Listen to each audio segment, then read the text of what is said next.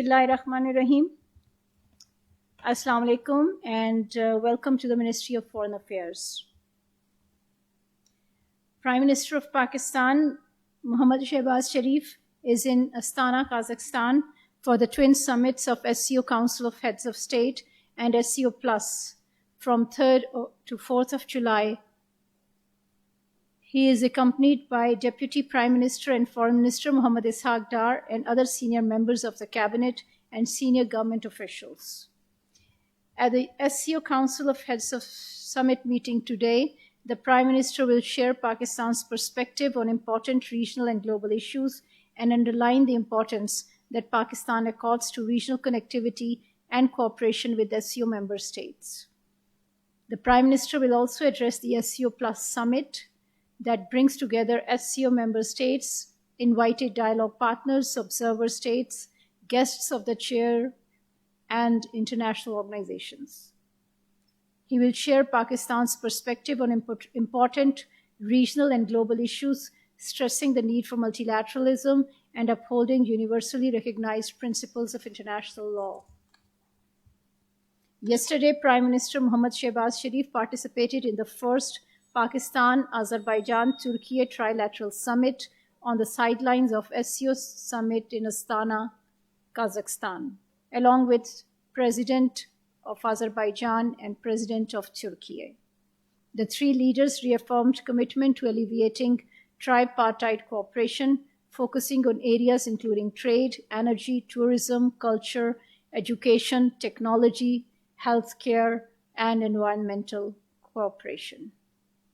The summit follows trilateral consultations at the level of foreign ministers, speakers of parliament, and defense personnel. The year 2024 is an important milestone for Pakistan-SCO relations, as Pakistan holds the rotating chairmanship of the SCO Council of Heads of Government, which is the second highest decision-making forum of SCO. In that capacity, Pakistan will host SCO Heads of Government meeting in October this year. The October summit will be preceded by a ministerial meeting and several rounds of senior official meetings focusing on financial, economic, socio-cultural, and humanitarian cooperation among SCO member states.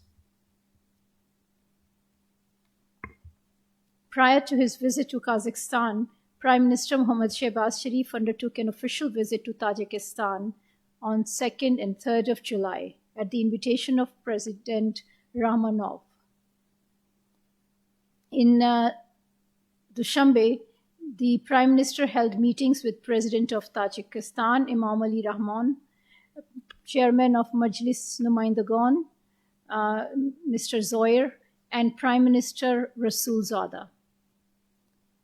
The meetings focused on strengthening multifaceted cooperation between the two countries, including on regional and global issues of mutual concern. The two sides reaffirmed their commitment to deepening bilateral cooperation in diverse areas and signed 9 agreements, including cooperation between the Ministries of Foreign Affairs and cooperation in the fields of aviation, education, industry, science, sports, tourism, and trade. The two sides also signed the Pakistan-Tajikistan Strategic Partnership Agreement. The strategic partnership between Pakistan and Tajikistan will be based on 5 pillars of bilateral cooperation: political, trade and investment, energy and connectivity, security and defense, and people-to-people contacts. It will include structured high-level dialogue at the leadership and foreign ministers' levels. On 1st of July, Pakistan and India exchanged lists of prisoners in each other's custody in pursuance of the Consular Agreement of 2008. Pakistan handed over a list of 254 Indian and believed to be Indian civilian prisoners and fishermen in Pakistani jails. India shared a list of 452 Pakistani and believed to be Pakistani civilian prisoners and fishermen in Indian jails. A list of 38 missing Pakistani defense personnel believed to be in India's custody since the wars of 1965 and 71 were also handed over by Pakistan. Pakistan is committed to addressing this humanitarian question as a matter of priority. Last year, Pakistan released 485 Indian nationals, including 6 civilian prisoners and 479 fishermen. We will also continue our endeavors to bring Pakistani prisoners in Indian jails back to Pakistan. As a part of these efforts, repatriation of 62 Pakistani prisoners in 2023 and 4 in 2024 have taken place. Pakistan's Special Representative on Afghanistan, Ambassador Asif Ali Khan Durrani, led the Pakistan delegation at Doha 3 meeting of Special Envoys on Afghanistan held under the UN auspices in Doha from 30th June to 2nd of July. Ambassador Durrani presented Pakistan's perspective on the current situation in Afghanistan.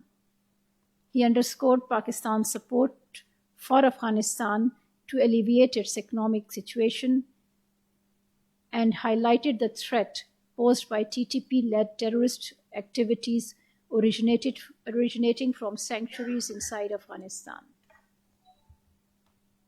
A bilateral meeting between Pakistan and the Afghan interim government was held on 1st of July. The two sides exchanged views on key areas of mutual concern, including peace and security. The Pakistani side underscored the need for enhanced efforts to strengthen regional stability and Pakistan's commitment towards a peaceful, stable, and prosperous Afghanistan. Ambassador Durrani also underscored Pakistan's concerns about terrorist sanctuaries and support network for terrorist groups inside Afghanistan. On the sidelines, Pakistan engaged fruitfully with the delegations of the United States, China, Russia, Uzbekistan, the European Union, the UK, Norway, and the Netherlands. The Pakistan delegation also attended a quadrilateral meeting held between Pakistan, Afghanistan, Uzbekistan, and Qatar. The meeting discussed areas of mutual concern and cooperation and reviewed the Trans-Afghan Railway project connecting Pakistan with Afghanistan via Pakistan and Uzbekistan via Afghanistan.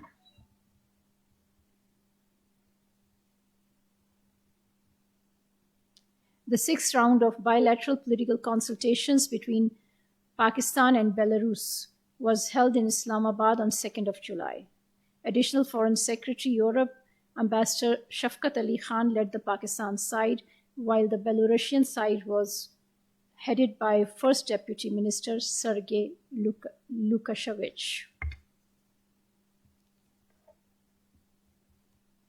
Pakistan categorically rejects the baseless assertions made about Pakistan in the recent report on religious freedom released by the US Department of State. As a matter of principle, Pakistan opposes such unilateral reports that make observations on internal affairs of sovereign states. We believe that international religious freedom cannot be viewed from the lens of any single country's social and legal perspective. Unilateral reports assessing other countries' human rights situations are not free from political bias and present an incomplete and distorted picture. The methodology adopted in preparing these reports and the mandate and expertise of its authors are not transparent. It is unfortunate that the report refers to certain incidents in Pakistan last year without highlighting the strong political will shown by the government of Pakistan to hold the perpetrators accountable, as well as the remedial efforts undertaken and the legal and administrative protections in place for religious minorities. We strongly believe that each state itself has the primary responsibility to promote and protect religious freedoms and rights of its nationals. Pakistani citizens are entitled to freedom of religion and belief under the law as enshrined in Pakistan's constitution. These rights and constitutional guarantees are protected, upheld, and reinforced by an independent judiciary. Such unilateral reports, therefore, do not contribute to the promotion of human rights.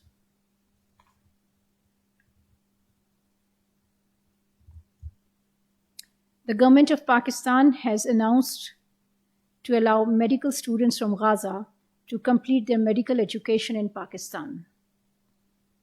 The decision was made on the directions of Deputy Prime Minister and Foreign Minister Muhammad Ishaq Dar by the Pakistan Medical and Dental Council. This would enable the students of Gaza to continue their medical education in Pakistan on humanitarian grounds. The Palestinian students from Gaza will soon join Pakistani medical colleges in batches of 20 to 30. This decision would enable Gaza students to complete their medical education in Pakistan in the fields of cardiology, orthopedics, oncology, pediatrics, and surgery to address the critical needs in Gaza's healthcare system.